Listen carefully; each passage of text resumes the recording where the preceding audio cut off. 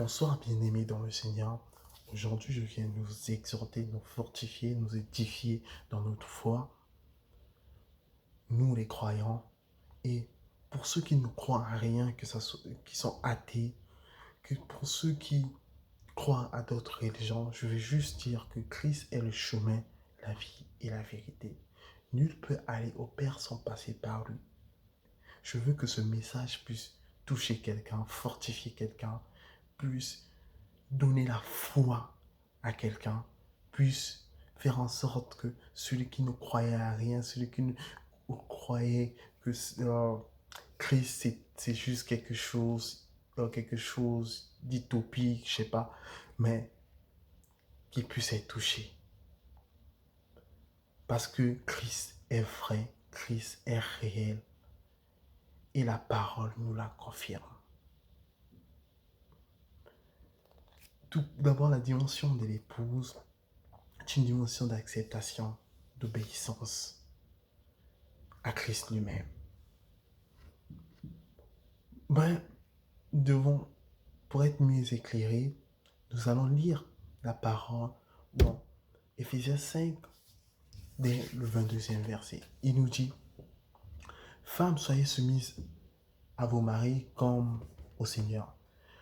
Car le mari est le chef de la femme, comme Christ est le chef de l'Église, qui est son corps et dont il est le sauveur. Or, de même que l'Église est soumise à Christ, les femmes aussi doivent être soumises à leur mari en toutes choses.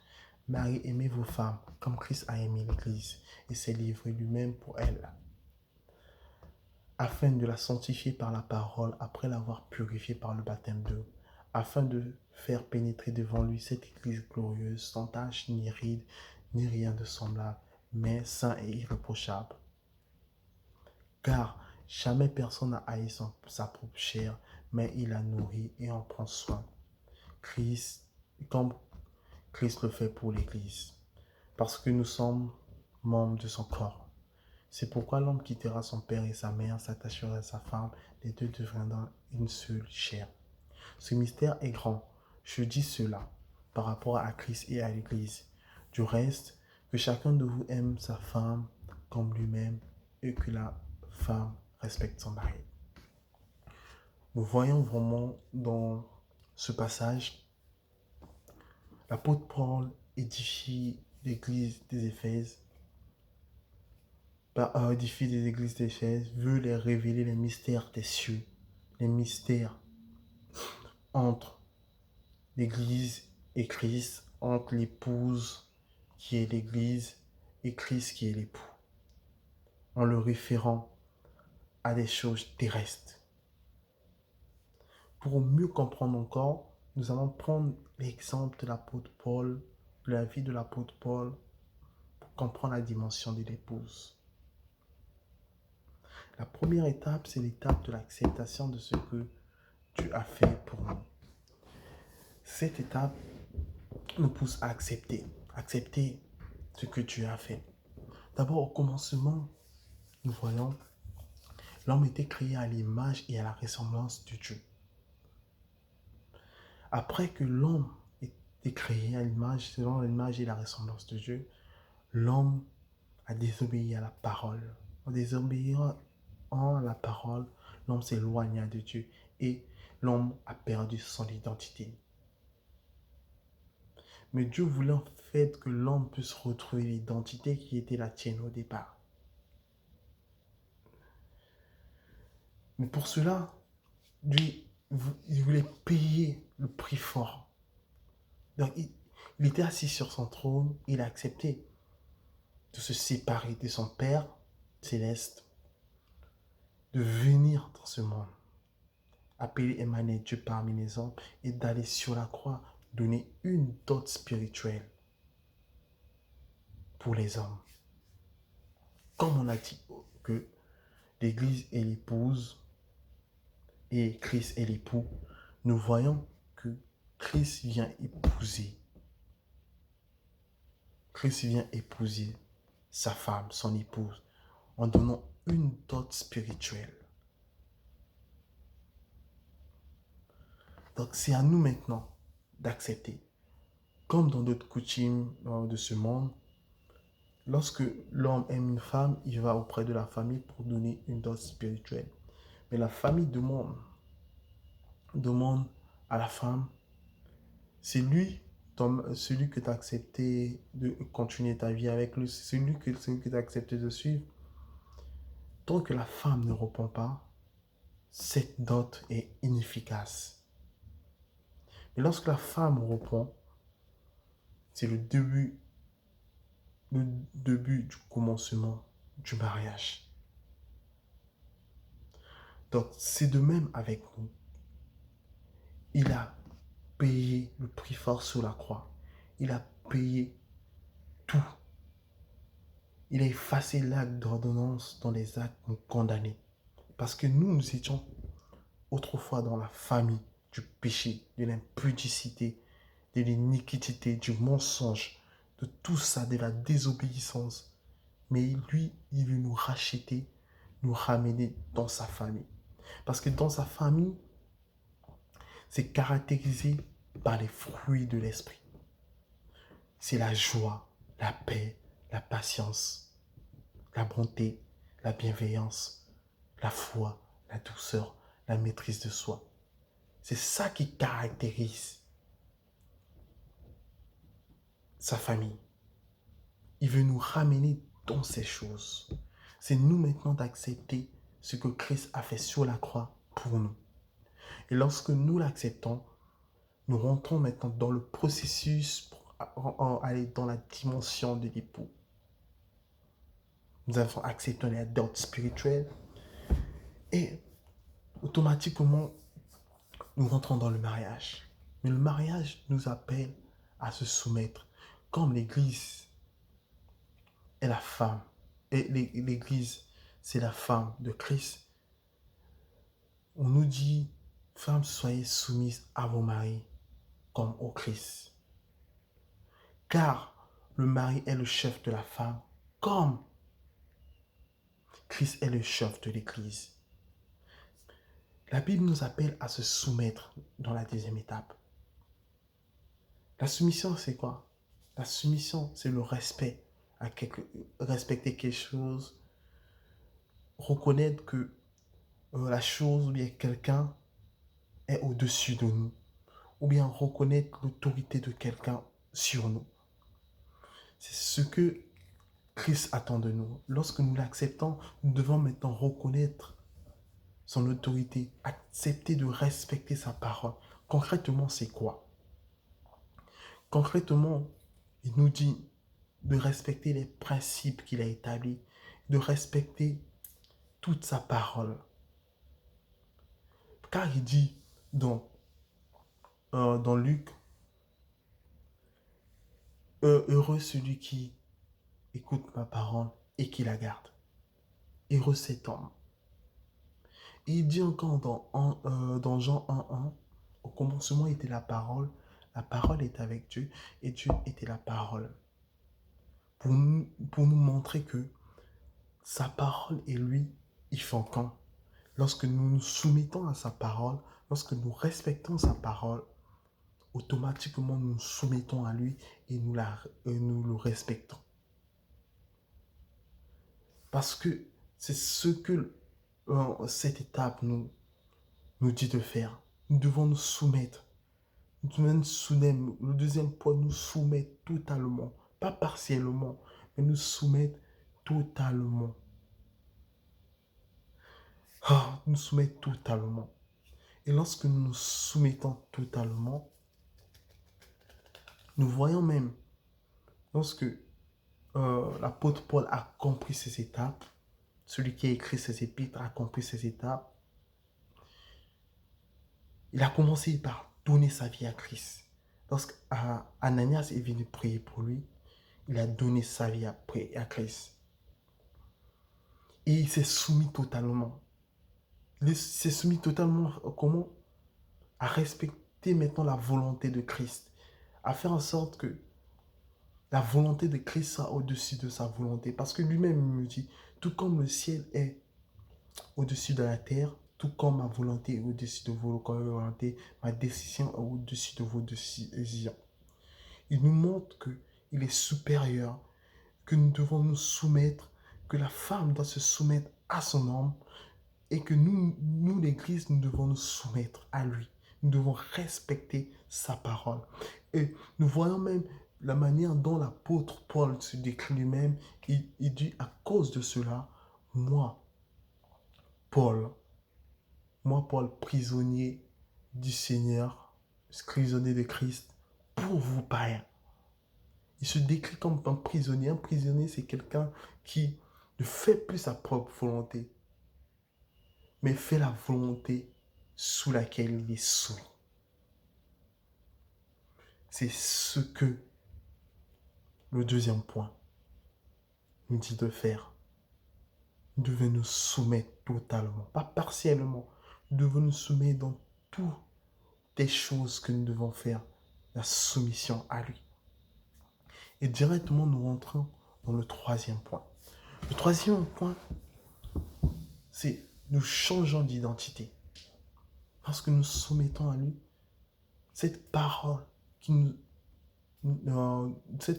est donnée, lorsque nous soumettons à cette parole, c'est cette parole qui commence à nous travailler.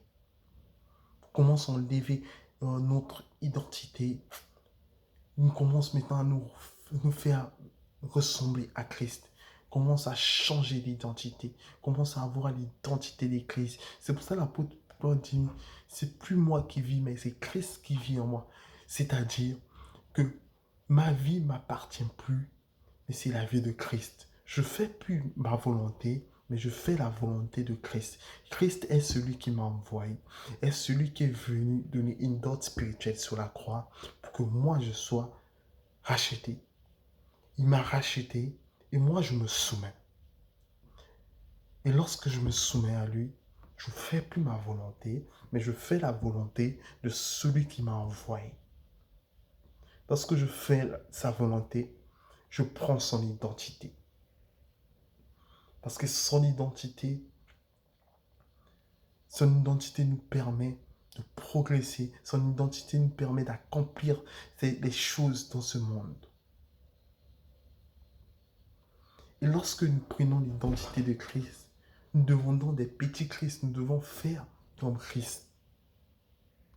Parce que chrétien veut dire, chrétien en gros, ça veut tout simplement dire ressembler à Christ, être comme Christ.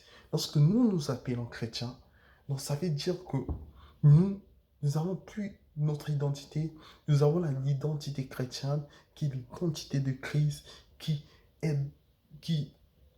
se manifeste en nous maintenant. Mais l'identité de Christ, pour que c'est manifesté en nous, on peut, comment dirais-je, on peut le constater par les fruits de l'esprit. C'est ça l'identité. Lorsque nous manifestons maintenant les fruits de l'esprit, c'est ça, nous reconnaissons que oui, il y a un travail en soi qui s'est fait, mais nous n'avons plus l'identité.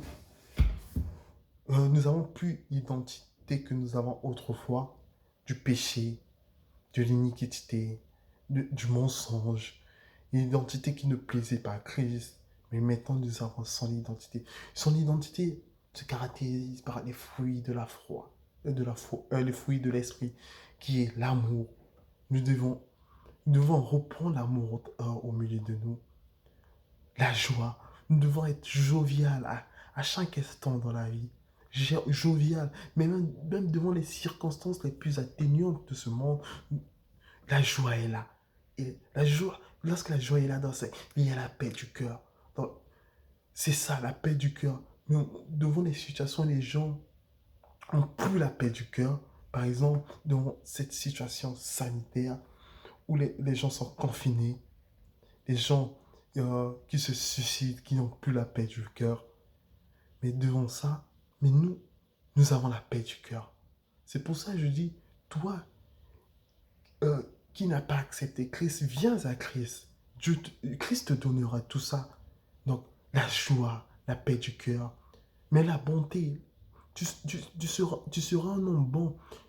Tu ne te diras pas un homme bon, mais tu le sauras automatiquement lorsque tu rentres dans ce processus. La bienveillance. Tu seras bienveillant envers quelqu'un sans arrière-pensée, sans quoi que ce soit. Tu seras bienveillant. Donc, il n'y aura plus de malveillance dans ta tête ou bien autrefois tu étais malveillant envers quelque chose, envers quelqu'un. Tu n'auras plus ces pensées, donc tu seras bienveillant. Tu auras la foi, tu auras la foi en Christ. Tu auras la maîtrise de soi devant des situations. Devant des situations, les gens sont paniqués. Devant des situations, les gens se sentent perdus. Mais toi, tu as la maîtrise de soi. C'est là lorsque tu prends l'identité de Christ. Maintenant, à travers ça, nous basculons directement dans le quatrième point. Quatrième point, nous avons l'identité de Christ, mais nous devons faire maintenant comme Christ. Nous devons faire comme c'est opérer comme Christ a opéré. C'est-à-dire,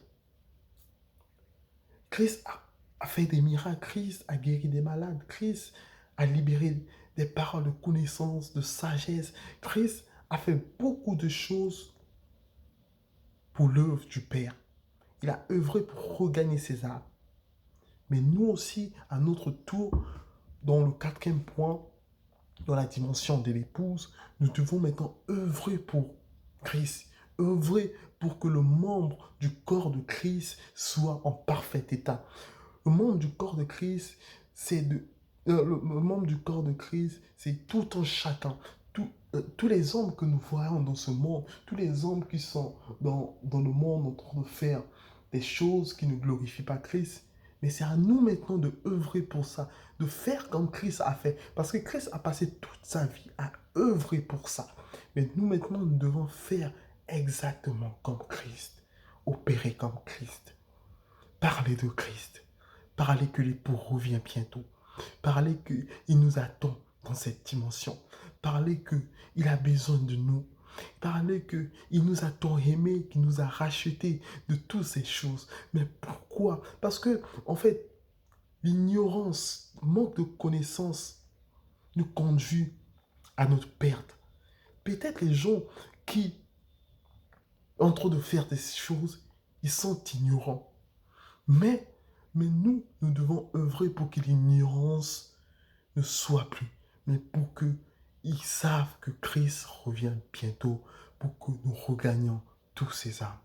C'est pour cela que ce message est dédié à nous chrétiens et dédié à tout le monde aussi, à surtout nos frères et nos sœurs qui n'ont pas encore accepté Christ, qui n'ont pas encore commencé le processus pour entrer dans la dimension de l'époux. Ce message est pour eux. Je veux que lorsqu'ils ont tombé sur ce message par hasard, que quelque chose les touche, que quelque chose touche leur cœur pour qu'ils se sentent touchés, qu'ils se sentent directement remplis d'amour. Là où ils se sentaient tristes, qu'ils se sentent remplis d'amour. Là où ils se sentaient faibles, que Dieu la fortifie. Là où ils se sentaient déprimés, que Dieu dit non, je suis là, je suis ton bon ami, je suis celui qui t'abandonne pas. C'est ce que Christ dit. Il veut que nous venions à lui, il veut que nous appelions parce qu'il est rempli d'amour. Je veux partager ce message avec tout le monde pour que nous prenions compte de ce que Christ a fait pour nous, pour que nous prenions compte de là où Christ veut que nous soyons, pour que nous prenions compte de sa miséricorde, pour que nous prenions compte de sa grâce. Parce que l'air que nous respirons là, c'est pas par notre propre force, ou par nos propres efforts, mais c'est par la grâce de Dieu. Si aujourd'hui, toi qui vas écouter ce message, si tu t'es levé ce matin, si tu es en train de respirer, c'est pas par ta propre effort, ni par ta propre force, mais c'est par Christ. Je voulais juste dire ça à quelqu'un. Merci à tous, bien-aimés. Merci.